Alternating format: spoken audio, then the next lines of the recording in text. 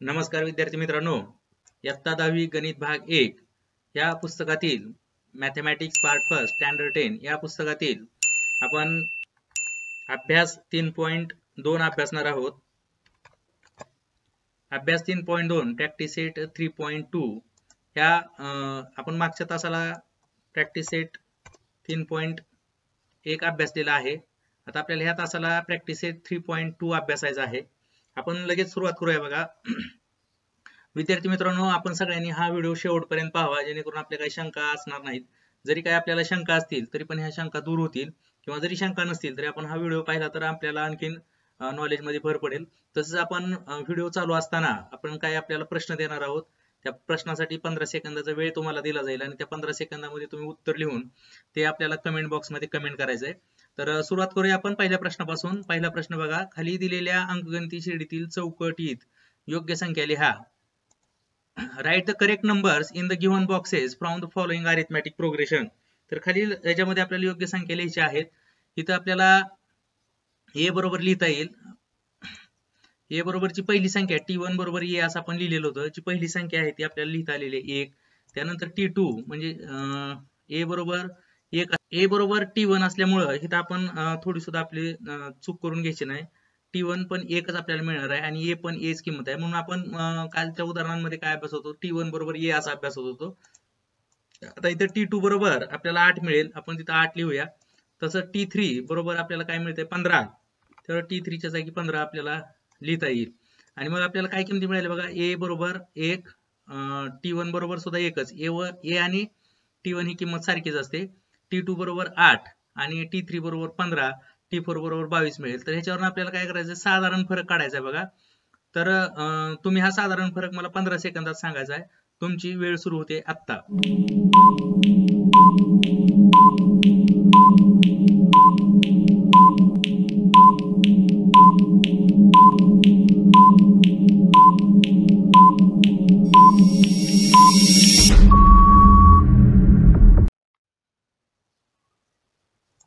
ठीक आहे, उत्तर बघतोय बघा आपण. इथं आपल्याला उत्तर मिळालेलं आहे, आपण सोडवलेलं आहे आणि उत्तर 7 आलेलं आहे. बऱ्याच विद्यार्थ्यांनी कमेंट मध्ये पण 7 लिहिलेलं आहे. सर्व कमेंट मध्ये उत्तर लिहिणाऱ्या विद्यार्थ्यांचं अभिनंदन. T2 मायनस T1 इथं काय मिळालं बघा, T2 ची किंमत 8 आहे आणि T1 ची किंमत 1 आहे. म्हणून 8 वजा 1 बरोबर 7 राहील. त्यानंतर 15 वजा 8 त्यातनं पण 7च राहील. म्हणजे इथं डिफरन्स जो आहे साधारण फरक तो आपला D बरोबर 7 येतोय. ठीक आहे विद्यार्थी मित्रांनो, ज्या विद्यार्थ्यांनी उदाहरण सोडवलेलं आहे त्यांचं अभिनंदन. आपण पुढचं उदाहरण सोडून घेऊया बघा. पुढच्या उदाहरणामध्ये पण आपल्याला T1, T2, T3, T4 असं दिलेलं आहे, ते लिहिता येईल. T1 ची किंमत आपल्याला इथं 3 लिहिता येईल. तसंच T2 ची किंमत आपल्याला इथं 6 लिहिता येईल. त्यानंतर T3 9 आणि T4 ज्या आपल्याला बॉक्स दिलेले आहेत, आपल्याला ज्यावेळेस पण कृती सोडवायची असते त्यावेळेस आपल्याला ती लिहिता येईल, ज्यावेळेस आपण कृती सोडवतोय. आणि मग आपल्याला इथं सुद्धा डी ची किंमत काढता येईल बघा. 3 3 3 हा फरक आपल्याला दिसतोय. म्हणजे 6 वजा 3 3, 9 वजा 6 3 आणि 12 वजा 9 बरोबर 3. मग इथून साधारण फरक सुद्धा किती येणार आहे, 3 येणार आहे. तुम्ही आता कमेंट बॉक्स मध्ये पण लिहिलेले दिसत काही जणांनी. ठीक आहे, काय हरकत नाही. त्यानंतर आपण तिसरं उदाहरण बघूया बघा. इथं आपल्याला T3, T2, T4, T1 असं रॅन्डमली किमती दिली. म्हणजे इथं देताना आपल्याला काय केलं बघा, पहिल्यांदा T1 ची किंमत दिलेली नाही. आता हे डायरेक्ट किती दिलेली आहे, T3 ची किंमत दिलेली आहे. मग T3 ची किंमत किती आहे बघा, तर वजा 13 आहे. वजा 13 ही T3 ची किंमत आहे. त्यानंतर T2 ची किंमत किती आहे बघा, हे दुसरं पद म्हणजे T2 सेकंड टर्म आपल्याला काय लिहिता येईल, ती -8. आपल्याला ती पण किंमत दिलेली आहे, इथं -8 लिहिली आपण. त्यानंतर T4 -18. आपल्याला ते लक्षात घ्यायचं बघा. एक एक आपल्याला कधी कधी असं रॅन्डम दिलेलं असताना आपण गडबडीनं मग त्या किमती चुकीच्या लिहितो आणि मग आपल्याला मार्क जातात. आणि सगळ्यात शेवटी आपल्याला दिलेली T1 आणि मग T1 ची किंमत किती आहे बघा, वजा 3. तर ह्या किमती आपल्याला दिलेल्या आहेत. आता इथं सुद्धा आपण तुम्हाला 15 सेकंदाचा वेळ देतो. इथं सुद्धा आपल्याला ए ची किंमत आणि डी ची किंमत ह्या दोन किमती काढायच्या. तुम्ही दोन्ही किमतीमध्ये कॉमा द्या आणि तुमची वेळ सुरू होते आत्ता.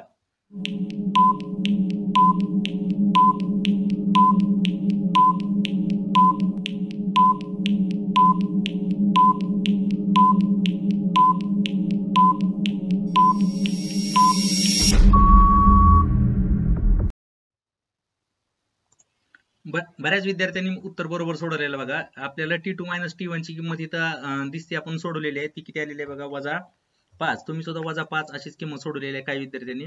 त्यानंतर पुढची जी किंमत आहे T3 - T2 त्याची सुद्धा किंमत आपली -5 आलेली आहे. म्हणून आपल्याला काय लिहिता येईल बघा, T2 - T1 -5, T3 - T2 सुद्धा -5. आता याची जी किंमत आहे ती T1 ची किंमत असते, म्हणून T1 ची किंमत किती आहे बघा, -3. आपल्याला तिथं -3 लिहिता येईल. आणि D ची किंमत किती आहे पुन्हा -5. ही जी कॉमन डिफरन्स आलेला आहे तो -5 असं आपल्याला लिहिता आलेला आहे. तर ठीक आहे, छान विद्यार्थ्यांनो, बऱ्याच विद्यार्थ्यांनी अतिशय चांगल्या पद्धतीनं कमेंट केलेले आहेत. ठीक आहे, आपल्याला पुढचा भाग बघता येईल बघा. तिसरा आकडा झालेला आहे आपला. आपण चौथा आकडा बघूया.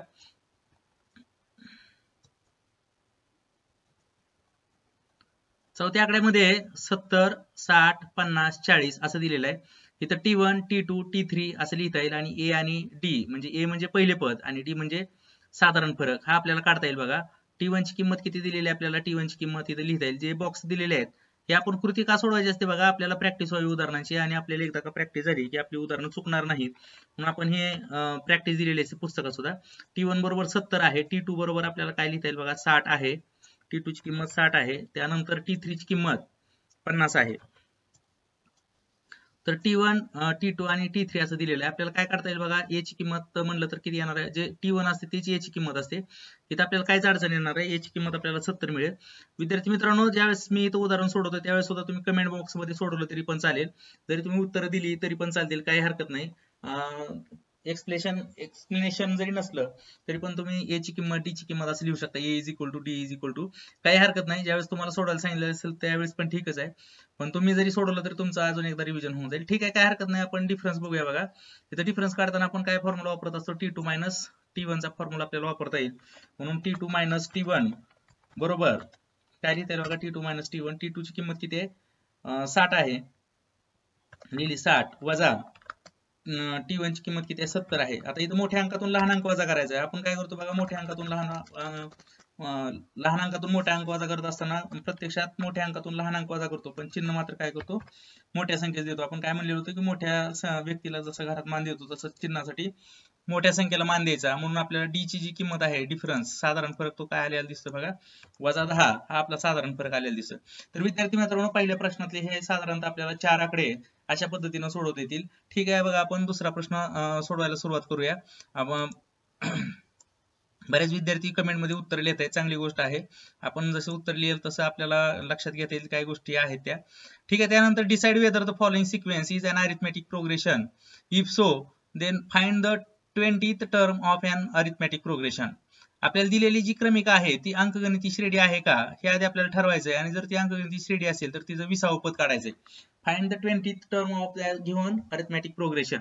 ही दिलेली क्रमिका ही अंकगणिती श्रेणी आहे, हे आपल्याला कधी लक्षात घेता येते, जर त्याच्यातील साधारण फरक D सारखा असेल तर. आपल्याला काय लिहिता येईल बघा, इथं सगळ्यात सुरुवातीला काय लिहावं लागत असतं, T1 बरोबर A बरोबर -12. त्यानंतर T2 आपल्याला फक्त किती आवश्यक असते बघा, 2 डिफरन्स जरी काढले ना तरी सफिशियंट असतात. T2 बरोबर, T2 साठी आता पुन्हा A लिहित नसतो आपण, हे लक्षात घ्यायचंय. -5 हे T2 झालं. आणि T3 म्हणजे T1, T2 आणि T3 एवढं जरी काढलं तरी आपल्याला 2 डिफरन्स मिळत असतात. T3 बरोबर 2. तर साधारणतः आपल्याला T1, T2 आणि T3 दिलेला आहे. आता साधारण फरक आपल्याला काढताना काय करता येईल बघा, आधी D1 काढूया आपण. D1 बरोबर साधारण फरक D1 बरोबर T2 - T1 म्हणून काय लिहिता येईल बघा, T2 ची किंमत किती आहे, बरोबर चिन्हाखाली बरोबर चिन्ह शक्यतो यावं. T2 बरोबर दिलेलं आहे -5 वजा आणि वजा चिन्ह आहे म्हणून आपण कंसात लिहिलं वजा. T1 ची किंमत किती आलेली आहे बघा, 12 आलेली आहे, -12. आणि मग आपण खालच्या पायरीला सोडवल्यानंतर खाली पण सुद्धा वजा चिन्हाच्या खाली वजा चिन्ह आपल्याला लिहिता येईल. म्हणून काय लिहिलं बघा, -5 वजा अधिक 12. आणि मग इथे पण काय होतं, एका संख्येला अधिक चिन्ह आहे, एका संख्येला वजा चिन्ह आहे. मोठ्या अंकातून लहान अंक वजा करायचा आणि मोठ्या ज्या अंकाचं चिन्ह होतं ते इथे यायचं. म्हणजे 7 आणि 5 12, म्हणजे इथे काय मिळेल बघा, 7. D1 ची किंमत आपल्याला 7 मिळते. तसंच आपल्याला D2 ची किंमत 7 मिळते का ते बघायचंय. आपण इथं सोडूया बघा थोडं साईडला. D2 बरोबर हे D1 मिळालं. D2 बरोबर T3 - T2 म्हणून काय लिहिता येईल बघा, T3 ची किंमत किती आलेली आहे, इथे लिहिलेली आपण T3 बरोबर 2 आहे. 2 वजा कंसात, आता दुसरी किंमत वजा असल्यामुळे आपण कंसात लिहिली, T2 ची किंमत किती आहे बघा, वजा 5 आहे, वजा 5 कंस पूर्ण bracket complete. And the next step what we can write here, write the equal sign to the below the equal sign and write 2 minus minus it will be get a plus and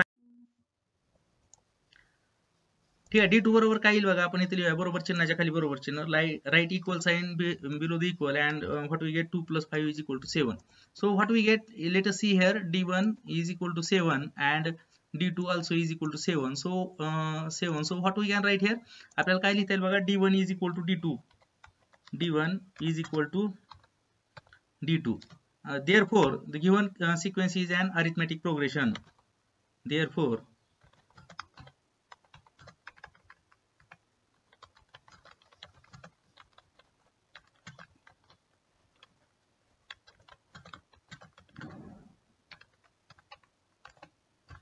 given sequence is an arithmetic progression. आज आपल्याला लिहिता आलेलं आहे कुठली sequence, दुसरं 2 नंबरचं जे example आहे त्याची जी सिक्वेन्स आहे ती अरिथमेटिक प्रोग्रेशन आहे. आणि जर ती अरिथमेटिक प्रोग्रेशन असेल then find the 20th term of the progression. असं जर असेल तर आपल्याला काय करायचं आहे, त्याचं 20वे पद शोधायचं आहे.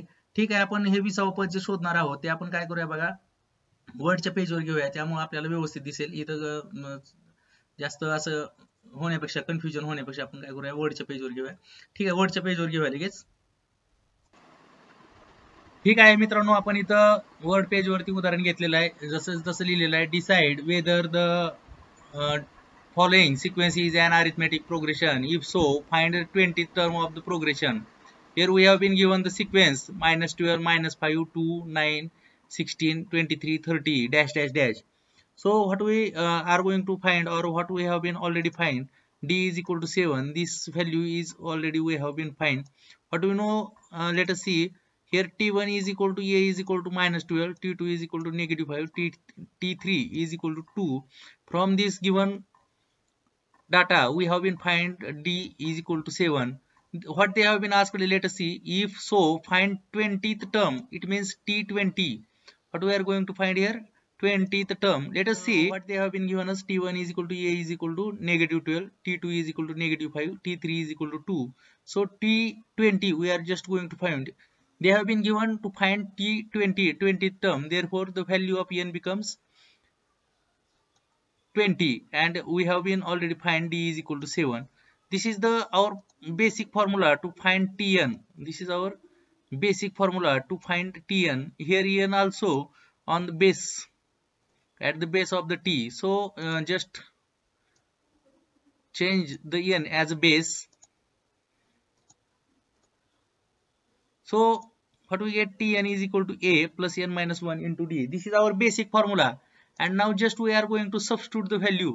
What we know, the substitution of the value, just like n, where there is the n we must write there 20 because n is equal to 20. So Tn, here n, and what we write here, T20 as like this. Now value of A is equal to -12. So we have been write just -12 at the place of A. Now value of n is equal to 20. We have been here also write the 20 and the final value we are substituting, that is the D. आणि D ची सुद्धा किंमत आपण इथं 7 ठेवलेली आहे बघा. मराठी मीडियमच्या मुलांना सुद्धा मी सांगतो थोडंसं मराठीतनं, जर इंग्रजीतनं उदाहरण दिलं तर काय अडचण नाही. आपल्याला T1 बरोबर A बरोबर -12 दिले, T2 बरोबर -5 दिले, T3 बरोबर 2 दिले. तर T20, T20 ची किंमत काढायची. T20 काढायचं असल्यामुळे आपल्याला यांची अल्टिमेटली किंमत त्यांनी दिलेली आहे. ती यांची आपण अल्टिमेटली किंमत काय घेणार आहोत बघा, 20 घेणार आहोत. आणि D आपण आता काढलेलं होतं, D बरोबर 7.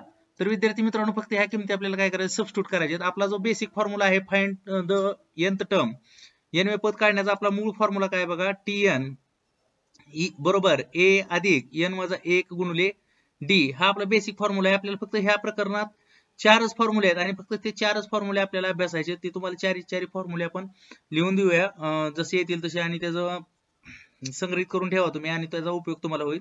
आणि मग जिथे n आहे तिथे आपण काय लिहिलेलं आहे बघा, 20 लिहिलेलं आहे. इथे n होतं 20 लिहिलं, A ची किंमत A च्या जागी लिहिली, n ची किंमत n च्या जागी लिहिली आणि D ची किंमत D च्या जागी लिहिली. आता आपण फक्त उदाहरण पुढचं जे सोडवलेलं आहे ते समजून कसं घेत असतो बघा. We just comparing the 2 steps. It means what is in this step and what is in this step.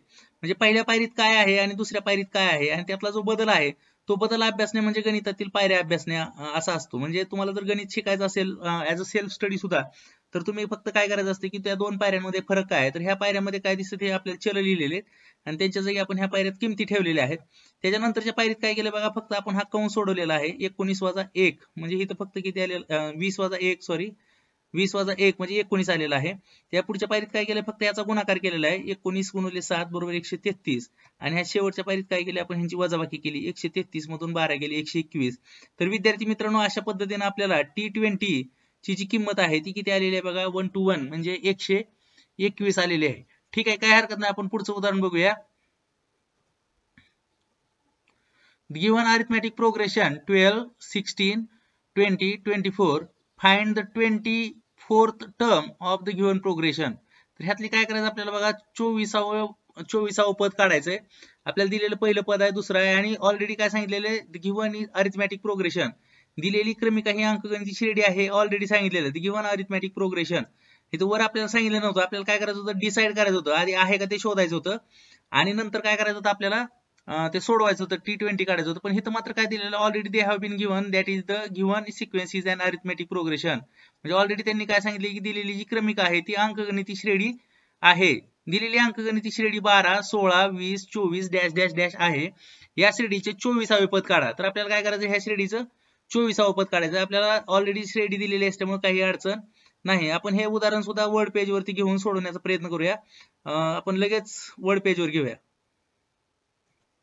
ठीक आहे विद्यार्थी मित्रांनो, आपण वर्ड पेज वरती हे उदाहरण लिहून घेतलेलं आहे. अंकगणिती श्रेणी बघा लिहिलेली आहे इथं. थोडस मराठीतनं पण घेऊया आपण. 12, 16, 20, 24 डॅश डॅश डॅश असे आहे आणि 24वे आपल्याला पद काढायचंय. म्हणजे इथं पहिलं पद किती दिलेलं बघा T1 बरोबर A बरोबर 12 म्हणजे हे पहिलं पद आहे क्रमिकेतलं म्हणून T1 बरोबर A 12 लिहिलं.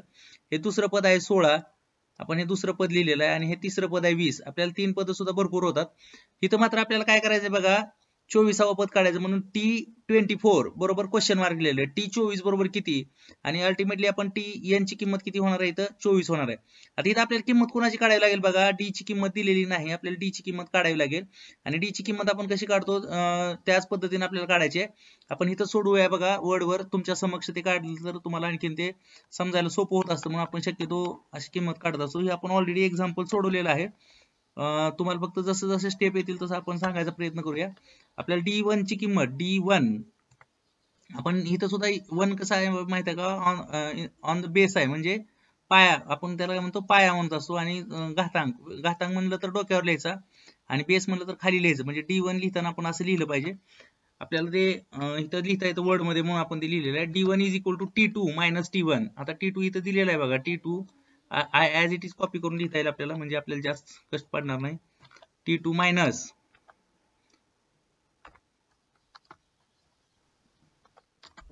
T1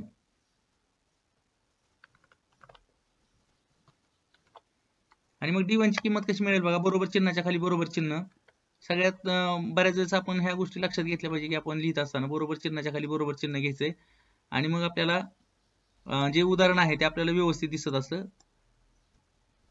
उदाहरण सोडत असताना बऱ्याच गोष्टींची काळजी घ्यावी लागत असते. T2 ची किंमत किती आहे बघा 16 वजा पुन्हा किती लिहिलेली आहे पण T1 ची किंमत 12 म्हणून काय येईल बघा, बरोबर चिन्हाच्या खाली पुन्हा बरोबर चिन्ह, बरोबर 16 मधून 12 गेले 4 राहिले म्हणून D1 बरोबर किती लिहिता येईल आपल्याला. आपण लगेच इथल्याच किमती सगळ्या असतात बघा, आपण काही नवीन किमती कुठल्या घेत नाही. आपण हे सुद्धा लक्षात घेतलं पाहिजे. बऱ्याच विद्यार्थ्यांच्या लक्षात येत नाही की आपण ह्या किमती कुठनं घेत असतो. म्हणून पहिली किंमत आपल्याला D1 बरोबर किती मिळालेली बघा 4 मिळालेले. तशीच एवढी जरी किंमत मिळाली तरी बाद झालं, कारण आपल्याला D2 ची इथे किंमत काढण्याची आवश्यकता नाही, कारण ही देतानाच कशी दिलेली आहे अंकगणिती श्रेणी आहे असं आपल्याला ऑलरेडी सांगितलेलं आहे. त्यानंतर आपल्याला काय करता येईल बघा, जी पुढची पायरी आहे आपल्याला ती पुढची पायरी काय असणार आहे, आपला फॉर्म्युला असणार आहे. काय आपला फॉर्म्युला, आपल्या सगळ्या सुरुवातीला आपण बघा इथे लिहिलेलं आहे आपण Tn बरोबर A अधिक N वजा D असा लिहिलेला आहे फॉर्म्युला. आणि मग इथं हा आपला बेसिक फॉर्म्युला टर्म काढण्याचा. आपल्याला इथं दिलेल्या जे किमती आहेत त्या दिलेल्या किमती आपल्याला सबस्टिट्यूट करायच्या. ठीक आहे, आपल्याला बघा पुढची पायरी इथं घेता येईल. पुढची पायरी काय दिलेली आहे आपण वर स्क्रोल करून घेऊया म्हणजे आपल्याला सगळ्यांना लक्षात घेता येईल. फक्त आपण सबस्टिट्यूट केलेल्या किमती कशात बघा, जिथं हा जो बेसिक फॉर्म्युला आहे ह्या बेसिक फॉर्म्युल्यामध्ये आपण ह्या किमती ठेवलेल्या आहेत.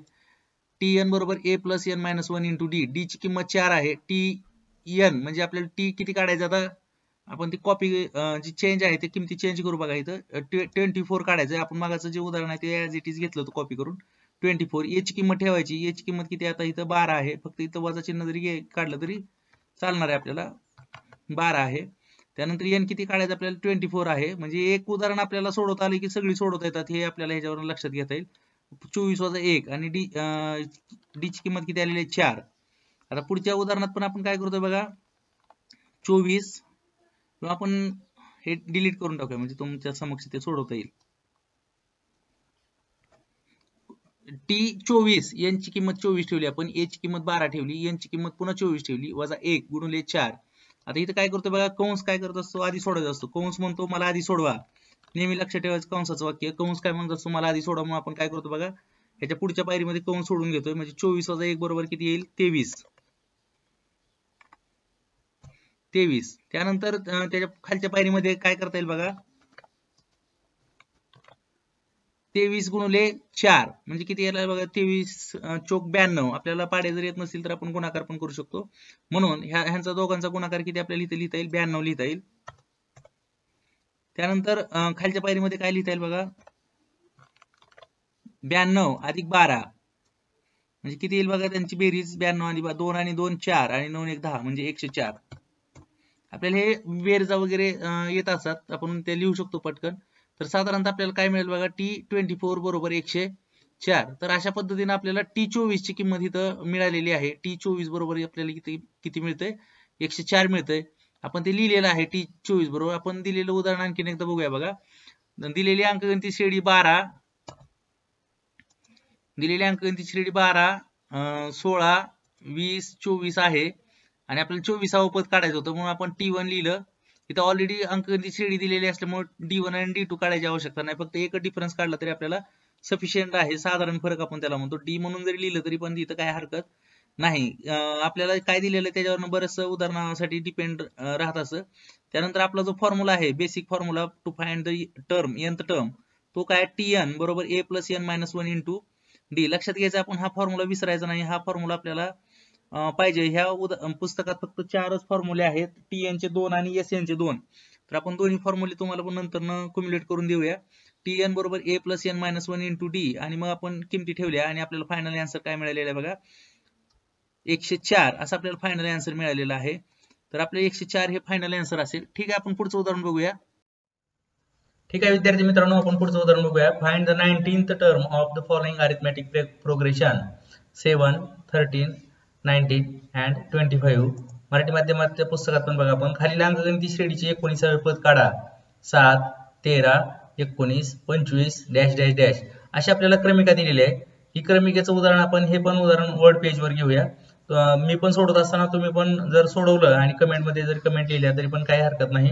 ठीक आहे विद्यार्थी मित्रांनो आपण सोडवूया. आपल्याला ज्या दिलेल्या किमती आहेत त्या किमती आपल्याला काय लिहिता येतील बघा T1.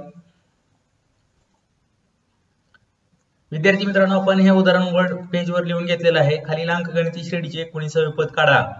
T1 बरोबर आपण सुरुवातीला दिलेली माहिती लिहून घेत असतो. T1 बरोबर 7 T2 बरोबर 13 T19 T3 बरोबर 19 T4 बरोबर 25 T19 काढायचं आपल्याला.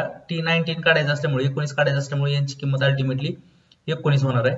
ठीक आहे विद्यार्थी मित्रांनो आपण इथं फॉर्म्युला पण लिहिलेला आहे बघा. हा फॉर्म्युला आपल्याला महत्वाचा बेसिक फॉर्म्युला म्हणतो आपण ह्याला Tn बरोबर a + n - 1 * d. हे फॉर्म्युले जे आहेत 4 फॉर्म्युले आहेत आपण मागाशी पण चर्चा केलेली आहे. हे आपल्याला माहित पाहिजे. आता इथे आपल्याला किमती सबस्टिट्यूट करायचे आहेत. किमती कशा सबस्टिट्यूट करत असतो ते आपल्याला माहित आहे. आपण फक्त कॉपी पेस्ट केली की तुम्हाला लक्षात घेता येईल की आपण कुठली किंमत सबस्टिट्यूट करतोय. आपण आहे असं उदाहरण कॉपी करून घेत असतो. मुद्दाम आपण कॉपी का करतोय तर आपल्याला लक्षात घ्यायचं की आपण नेमकी कुठली किंमत बदलतोय. तर आता इथे काय करायचं सबस्टिट्यूट करायचंय म्हणजे जिथे n आहे तिथे आपण काय लिहिणार आहे बघा 19 लिहिणार आहोत. जिथे a आहे तिथे a ची किंमत किती आलेली आहे 7 आहे ती लिहिणार आहे. कारण T1 बरोबर आपण लिहूया बघा इथे a बरोबर 7 असं आपल्याला लिहिता येईल. T1 बरोबर a बरोबर 7 a ची किंमत दिली 7 n ची किंमत किती आहे बघा 19 आणि डिफरन्स d. आता इथे आपल्याला डिफरन्स d काढलेला नाही. असं जर असेल तर आपल्याला उदाहरण सुटणार नाही. त्यासाठी आधी आपल्याला डिफरन्स d काढून घ्यावा लागतो. ठीक आहे आपण डिफरन्स d काढून घेऊया. तुम्ही मात्र लक्षात ठेवा आता आपल्याकडे राहिलं होतं T2 - T1 हा आपला डिफरन्स d असणार आहे. T2 control C. फक्त आपल्याला इथं काय एकच काढायचं, त्यांनी ऑलरेडी सांगितलेलं आहे की ती अंकगणित श्रेणी आहे म्हणून, त्यामुळे इथं काय आपल्याला जास्त अडचण येणार नाही. T2 मायनस T1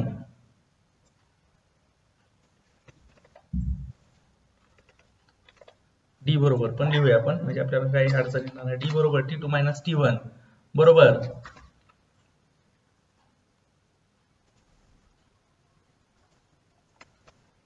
बरोबर T2 ची किंमत बघा किती आहे, 13 वजा 7 बरोबर किती येईल बघा, 13 7 गेले आपल्याला किती राहील 6, म्हणजे डी ची किंमत किती आलेली आपल्याला अल्टिमेटली 6 आलेली आहे. म्हणून आपल्याला काय लिहिता येईल, डी बरोबर 6. डी बरोबर 6 आपल्याला लिहिता येईल. आपल्याला वाटलं तर फ्रेम पण तुम्ही करून ठेवू शकता. जे आपल्याला महत्त्वाचे उदाहरण असतात, ज्याचे आपल्याला मार्क असतात, त्या उदाहरणाला शक्यतो आपण चौकोन करून ठेवायचे उत्तरपत्रिकेत सुद्धा, जेणेकरून आपले मार्क जाणार नाही. ह्याची आपण नेहमी काळजी घेतली पाहिजे.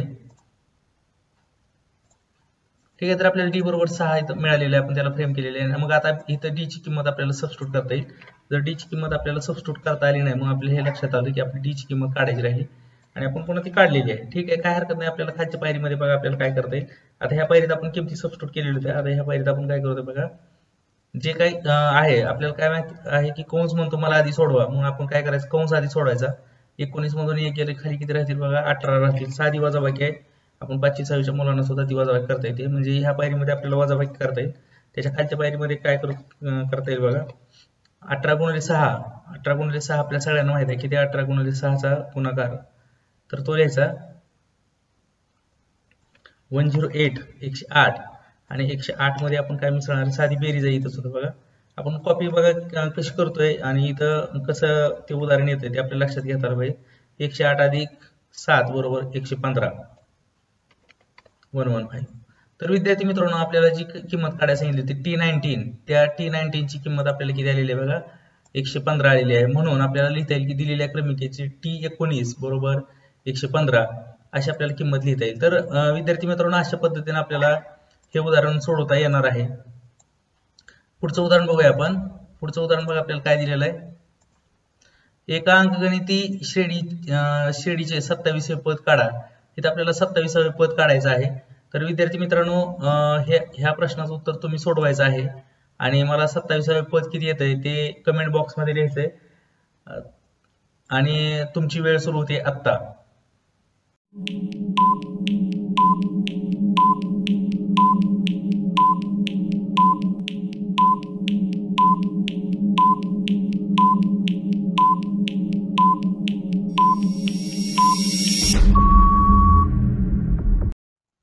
ठीक आहे विद्यार्थी मित्रांनो, बऱ्याच विद्यार्थ्यांनी उत्तर बरोबर सोडवलेलं आहे.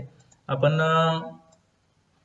ज्या विद्यार्थ्यांचे उत्तर अजून चुकलेलं आहे किंवा त्यांना वेळेत पूर्ण करता आलं नाही, त्यांनी थोडंसं अजून प्रॅक्टिस करा, जेणेकरून त्यांना उत्तर देता येईल. आपल्याला पुढचा प्रश्न बघता येईल बघा, 3 अंकी नैसर्गिक संख्या समूहात 5 ने भाग जाणाऱ्या संख्या किती आहेत ते शोधा. आता हा प्रश्न आपण घेऊया, म्हणजे आपल्याला पुढचा प्रश्न घेता येईल. काही प्रश्न तुम्हाला स्वतः प्रॅक्टिस करावे लागतील. जोपर्यंत तुम्ही प्रॅक्टिस करणार नाही तोपर्यंत तुम्हाला त्या प्रश्नांची उत्तर व्यवस्थित लिहिता येणार नाहीत. आपण हा प्रश्न लिहून घेतलेला आहे बघा, वर्ड पेज वरती हा सुद्धा प्रश्न आपण घेतोय. वर्ड पेज वरती घेतलं तर आपल्याला सगळी चिन्ह व्यवस्थित देता येत असतात. हा एकमेव उद्देश आपल्याकडे आहे आणि आपल्याला समजायला पण सोपं जातं. तर ठीक आहे, काही हरकत नाही. एक 3 अंकी नैसर्गिक संख्या समूहात 5 ने भाग जाणाऱ्या संख्या किती आहेत ते शोधा. इंग्रजी माध्यमाच्या पुस्तकातून सुद्धा आपण तो प्रश्न कॉपी करून घेऊया बघा. काय प्रश्न, find how many 3 digit natural numbers are divisible by 5. तर हा जो आपल्याला प्रश्न दिलेला आहे हा सुद्धा आपण इथं लिहून घेतोय. प्रश्न साईज थोडी मोठी केली म्हणजे बरेच विद्यार्थी मोबाईल मध्ये बघत असतील, त्यामुळे त्यांना ते व्यवस्थित दिसावं स्क्रीनवरती, हा उद्देश आहे. त्यामुळे आपण थोडंसं वेळ जातो आपल्याला अक्षर मोठी करण्यात. ठीक आहे, आपल्याला जे दिलेलं उदाहरण आहे आपण ते उदाहरण काय आहे आधी समजून घेऊया, म्हणजे आपल्याला ते उदाहरण सोडवता येईल. 3 अंकी नैसर्गिक संख्या समूहात 5 ने भाग जाणाऱ्या किती संख्या आहेत. सगळ्यात सुरुवातीला आपल्याला काय लक्षात घेता येईल बघा, 3 ने भाग जाणारी पहिली 5 ने भाग जाणारी पहिली 3 अंकी संख्या कोणती असेल.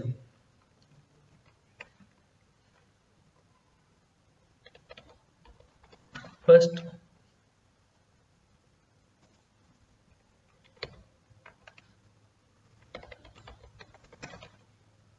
3 digit digit number which is divisible by 5 is काय सांगते बघा, कुठल्या पहिली 3 अंकी संख्या, शेवटची 2 अंकी संख्या 99 आहे आणि 99 च्या नंतर येणारी 100, तर 100 ला 5 ने भाग जातो का, तर जातोय.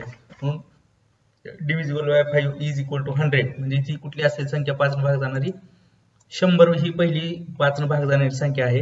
आता इथं लक्षात घ्या, आपण जी पहिलं पद आहे तेच आपलं क्रमिकेचं पद मिळालंय असं आपल्याला लक्षात घेता येईल. म्हणून T1 बरोबर A बरोबर 100, तर साधारणतः आपल्याला पहिलं पद मिळालेलं आहे. ही 3 अंकी पहिलीच संख्या आहे आणि त्यात पहिल्या संख्येला भाग जातोय.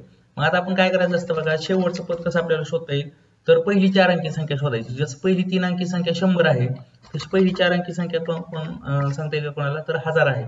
तर 1000 ही 4 अंकी पहिली संख्या, म्हणजे तिच्या आधीच्या संख्या आपल्याला बघायला लागते. 1000 च्या आधीची संख्या कुठली बघा, 999, पण ह्याला 5 ने भाग जात नाही. त्याच्या आधीची संख्या काय येईल, 98, त्याला पण 5 ने भाग जात नाही. त्यानंतर 97, त्याला पण 5 ने भाग जात नाही. 96, त्याला पण 5 ने भाग जात नाही. आणि मग 95.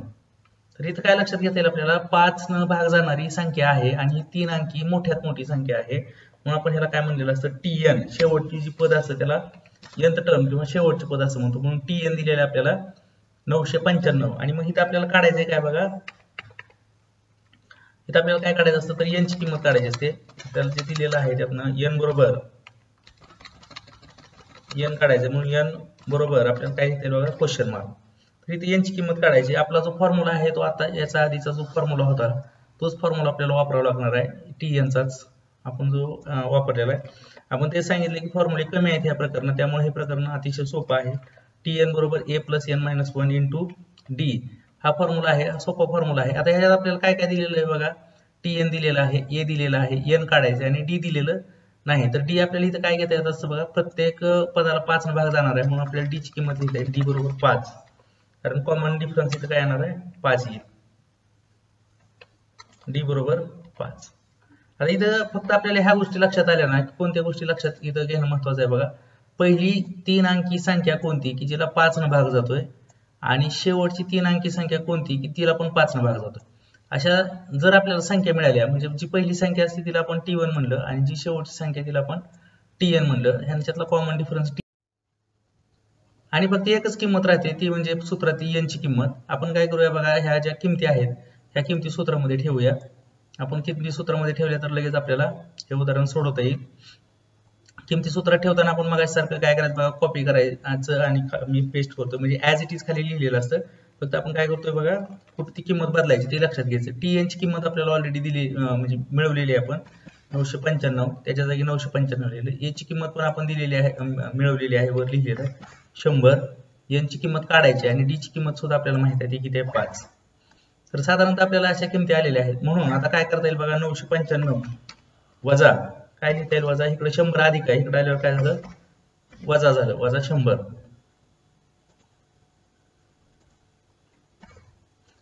बरोबर.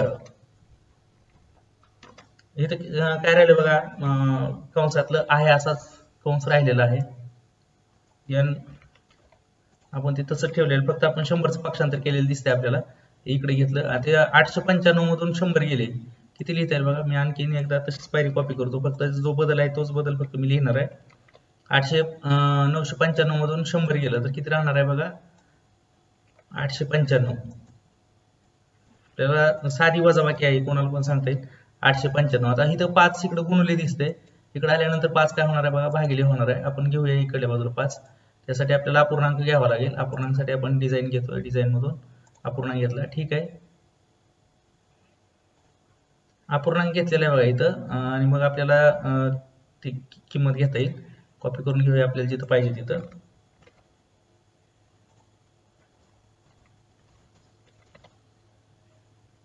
काय येईल बघा, अंशाच्या ठिकाणी 895 895 आणि छेदाच्या ठिकाणी काय येईल बघा 5.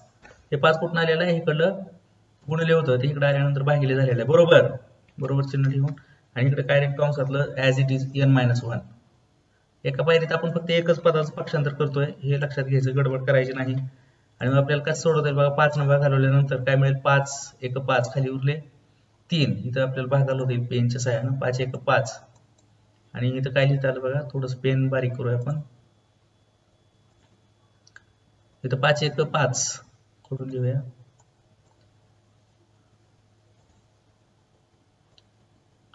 पाच एक 5 खाली किती उरतील बघा, 3 उरले.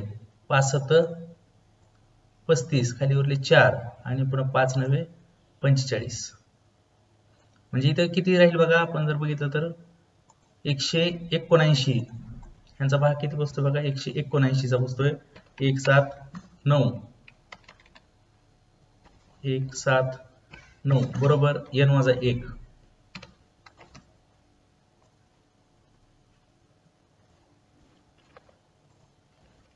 n वजा 1 म्हणून आपल्याला काय लिहिता येईल बघा, आता हे n वजा 1 राहिलेलं आहे. आता पूर्ण कंस फक्त राहिलेला आहे. आता इथे काय लिहिता येईल आपल्याला, 1 चं पक्षांतर करून इथे लिहिता येईल. आपण 1 चं पक्षांतर करूया. 179 179 मायनस इकडे आल्यानंतर काय झालं, plus 1 is equal to n. म्हणून खाली काय लिहिता येईल बघा, 179 अधिक 1, 179 मध्ये 1 मिसळला पण 180 मिळेल. 180 बरोबर n.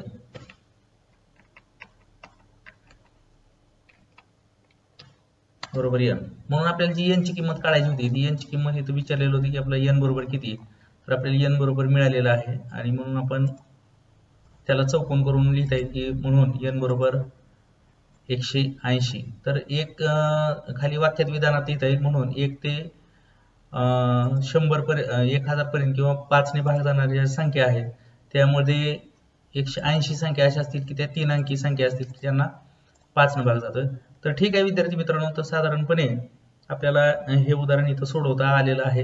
आपण विद्यार्थी मित्रांनो आजपर्यंत आपण ह्या प्रश्नसंचातले 6 प्रश्न बघितले. पुढच्या तासाला आपण प्रश्न 7 8 9 आणि 10 हे घेऊया. आपल्याला जर हा व्हिडिओ आवडलेला असेल तर ह्या व्हिडिओला सबस्क्राईब करा, लाईक करा आणि आपल्या मित्रांकडे शेअर करा. धन्यवाद.